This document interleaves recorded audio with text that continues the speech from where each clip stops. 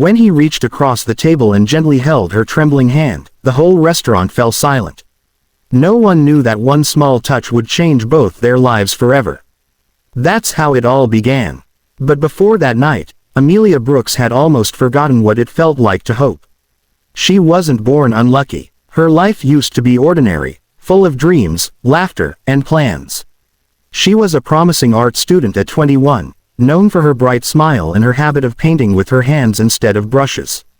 People used to call her Sunshine. She lived for the smell of paint, the rush of wind in her hair, and the thrill of possibility. But in one split second, everything changed. A car accident on a rainy night left her spine damaged and her world divided into before and after. The doctors said she was lucky to be alive, but when she woke up in a hospital bed and realized she couldn't move her legs, she didn't feel lucky. She felt trapped in a body that no longer obeyed her. The first few months were filled with hospital rooms, rehabilitation, and nights where she cried until morning. Friends she thought would stay forever drifted away one by one, not out of cruelty but out of discomfort. They didn't know how to talk to her anymore. Even when they visited, she could feel the pity in their eyes. And then there was her reflection, the thing that hurt the most. She used to love mirrors. Now, every glance reminded her of what she'd lost. By the time she turned 24, Amelia lived quietly, her world reduced to the small apartment her father had once rented for her. He had passed away 2 years after her accident, and though she had her art, her best friend Chloe, and a handful of online clients for her digital paintings, loneliness had built thick walls around her heart. So when Chloe called one Friday evening with a burst of excitement, Amelia almost didn't answer. "Amelia, guess what? I set you up on a blind date." "What?" Amelia almost dropped her paintbrush. "No, Chloe, absolutely not." "Oh, come on. You can't hide forever. This guy's nice, really nice. He's successful, smart, and he's looking for something real." Amelia sighed, her chest tightening. "You know I can't. I don't want to go through the awkward looks again. The pity, the fake smiles." Chloe's tone softened. "Not everyone's like that, Amy. Please, just try. You deserve to feel wanted again." After a long pause, Amelia whispered, "Fine. One date." She hung up, her heart racing. A date. It sounded terrifying. What if he saw the wheelchair and left? What if he stayed out of pity? What if he laughed? That night, she opened her closet and stared at her dresses. Most of them hadn't been worn in years. She picked a soft blue one, the color her father once said brought out her eyes. She styled her hair in gentle curls, put on light makeup, and stared at herself in the mirror. For the first time in years, she tried to see something beautiful in her reflection. "You can do this," she whispered. "You are not your wheelchair." The restaurant Chloe picked was elegant. Dim lights, soft piano music, couples laughing at candlelit tables. Amelia's hands trembled as she rolled inside, her heart pounding like a drum. "Table for two," she told the hostess quietly. The hostess smiled politely, showing her to a table by the window. Amelia sat there, trying to calm herself, her mind spiraling with what-ifs. She waited. 10 minutes, 20, 30. He wasn't coming. People were beginning to glance her way, some curious, others whispering behind menus. The waiter refilled her water for the third time, sympathy glinting in his eyes. And then, she heard laughter. Not kind laughter, the cruel kind. At a table across the room sat 3 girls and a guy, one of whom was Chloe's friend from college. They were filming something with their phones, snickering as they looked her way. Amelia's heart sank. A sick realization began to form in her chest. This wasn't a date, it was a joke. Tears pricked her eyes, but she refused to cry in front of them. She lifted her chin, ready to roll out of the restaurant, ready to escape the humiliation. And that's when a man's voice stopped her. "Amelia." She froze. Slowly, she looked up, and there he was. Tall, composed, wearing a charcoal suit that somehow looked effortless on him. His hair was dark, his eyes warm and steady, and his expression carried none of the mockery she'd seen all night. "Yes," she managed, her voice trembling. He smiled. A real smile, not the kind people wear out of obligation. "I'm Ethan. Sorry I'm late." Her lips parted in confusion. You're my date." He nodded. "I am." I hope I didn't keep you waiting too long. The entire table of pranksters froze. This wasn't supposed to happen. Amelia blinked, her heartbeat thundering in her ears. I thought you weren't coming. I wouldn't miss it, he said easily, pulling out the chair across from her and sitting down. They talked. About art. About books. About his daughter, Lily, who loved to draw on walls and called him Captain Dad. For the first time in years, Amelia laughed, not the polite kind, but the kind that came from deep inside her chest. He never looked at her wheelchair once. He didn't ask what happened. He didn't treat her like she was fragile. At one point, she whispered, "You don't have to be so nice. I know this isn't what you expected." Ethan looked puzzled. What I expected? I expected dinner with a beautiful woman who has the most genuine smile I've seen in a long time. Her breath hitched. No one had said something like that to her in years. But fate wasn't done testing her yet. When they stepped outside after dinner, Ethan went to get his car while Amelia waited by the entrance. That's when the cruel laughter returned. The pranksters approached, smirking. "Well, that went better than we expected." One girl sneered. "You actually fooled someone into having dinner with you. You should thank us, Amy." "Free meal, right." Her chest tightened, words catching in her throat. You set me up." "Relax," the guy snickered. "It's just a joke. Don't be so sensitive." "Yeah," another added, filming again. "Smile for the camera, Amelia. You're famous now." Tears burned behind her eyes. "You think this is funny? Playing with someone's heart. Lighten up. You can't take everything so seriously." But before she could respond, a voice thundered from behind them, low, furious, and unmistakable. "That's enough." They turned. Ethan stood there, anger burning in his eyes. "You think humiliating someone brave enough to show up is a joke? You should be ashamed." They stammered, mumbling something about just fun, but Ethan took a step closer. "Fun? Do you even hear yourselves? You set up a woman who's already fought harder than any of you ever will, and you call that fun?" They didn't wait for more. They fled, humiliated and silent. When he turned back, Amelia was crying quietly, her hands trembling. "I should have known," she whispered. "I should have stayed home." He knelt beside her wheelchair, his voice soft now. "Hey, don't say that. You didn't do anything wrong. You showed up. That's bravery. And you deserve better than people who can't see your worth." She looked at him through blurred eyes. "Why are you being so kind to me?" "Because kindness is the least someone like you deserves," he said simply. "And if you'll let me, I'd like to show you what it really looks like." And as he gently took her hand, the same hand that had once held a paintbrush, the same hand that trembled with fear, she realized something deep within her heart. Maybe fate hadn't given up on her after all. Maybe, just maybe, it had finally brought her the one person who would see her not as broken, but as beautiful. When he took her hand that night, it wasn't out of pity. It was out of promise. That single touch became the quiet beginning of something neither of them expected. Amelia couldn't sleep that night. Every time she closed her eyes, she saw Ethan's face, the way his gaze held hers without flinching, the way he defended her as if he'd known her all his life.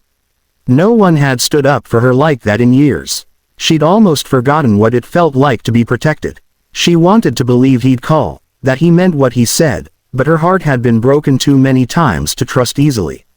People had always left when things got complicated, when the chair, the limitations, or the stairs became too much. So when her phone buzzed the next morning with a message that read, "Good morning, Amelia. I was wondering if I could see you again, maybe coffee this time." She stared at it for 5 full minutes before replying. Finally, she typed back, "Coffee sounds nice." That simple message became the first step in rewriting both their stories. Ethan Cole wasn't like other men she'd met since her accident. He didn't treat her like porcelain or talk to her with that careful, pitiful softness people often used. When he looked at her, there was genuine curiosity, admiration even. They met again at a small cafe by the park. He arrived early, already sitting with 2 cups of coffee and a sketchbook, one he'd bought for her. "I remembered you said you used to paint," he said, smiling shyly. "Maybe you could draw something while I tell you how terrible my cooking is." Amelia laughed, her nervousness melting away. "You really remembered that?" "I remember everything you say," he replied simply. From that day, Their meetings became routine, though neither dared to call them dates. They walked, or rather, she rolled and he walked, through the park, talking about everything from childhood memories to dreams they were afraid to chase. It wasn't long before Amelia met Lily, Ethan's 7-year-old daughter.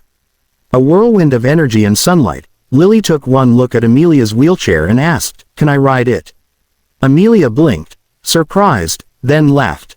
"You can sit on my lap if your dad says yes." Ethan groaned. "You're going to spoil her."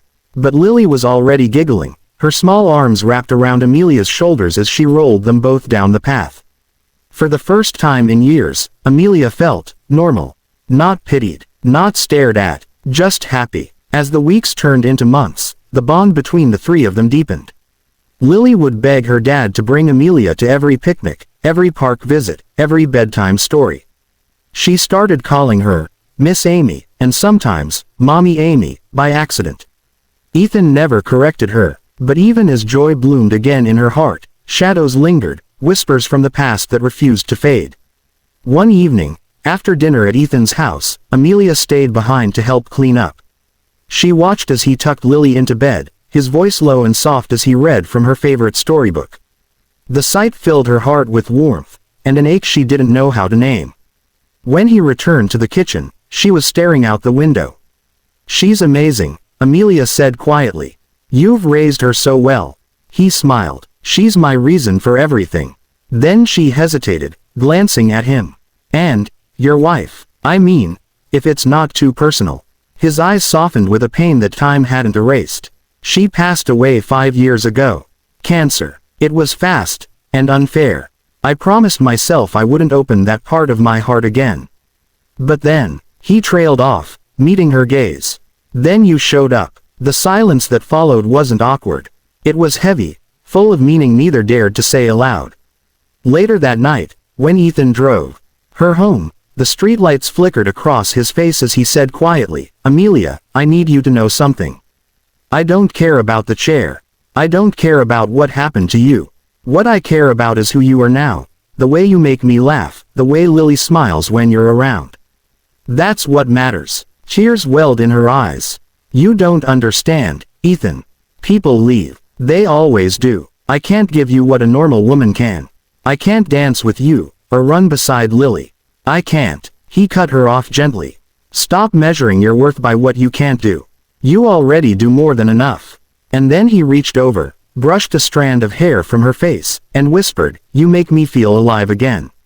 Isn't that enough? That night, when he kissed her for the first time, soft, slow, hesitant, Amelia felt something inside her break open and heal all at once. But their peace didn't come without challenge. A few weeks later, the same people who had humiliated her before tried again. A video had surfaced online, the one from that cruel prank night, showing her waiting alone before Ethan arrived. The captions were merciless. "Pity date gone right. CEO feeds the crippled girl." Amelia saw it before Ethan did. The comments stung worse than the accident ever had. She shut off her phone, locked herself in her room, and cried for hours.